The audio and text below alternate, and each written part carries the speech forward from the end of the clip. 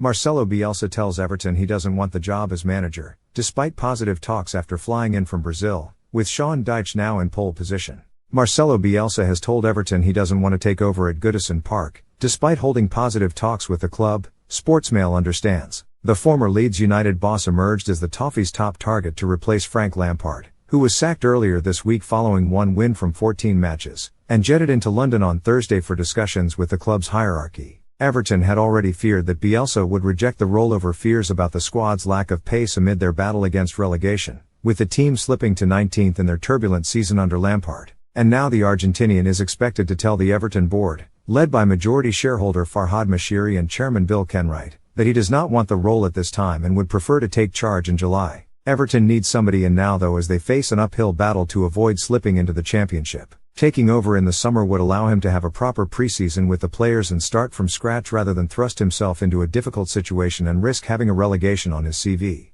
Bielsa's teams are known for playing a high-energy style, which is why he holds reservations over Everton's group of players, that takes hours on the training pitch to implement successfully. Former Burnley boss Sean Dyche is now in pole position for the job, having also been high on the board's list of candidates. However, there is still work to be done to secure a deal, with the 51-year-old seeking a longer-term contract. Whoever does take the hot seat would also have to deal with the increasingly toxic atmosphere at the club, with fans venting their anger at Moshiri and the rest of the board in recent weeks. Following a dismal run of results, supporters turned on the board and held a sit-in protest after their most recent home match against Southampton. Prior to the match, Everton released a statement claiming that their board members had been told to stay away from Goodison Park due to fears for their safety and oppos. This followed reports that the club's CEO Denise Barrett-Baxendale had been put in a headlock by a supporter after Everton's defeat against Brighton earlier this month, although Merseyside police confirmed the alleged incident was not reported to them. The split between the fans and the board has only widened since that afternoon, and the new man in charge would have a difficult job getting the fans back on side. There will be no easy transition period either, with Everton hosting league leaders Arsenal on February 4th, before travelling to Anfield to play Liverpool 9 days later. It comes after ex-boss Lampard broke his silence on his exit from Goodison Park, saying he was disappointed we couldn't achieve more as he revealed his pride to have managed the club.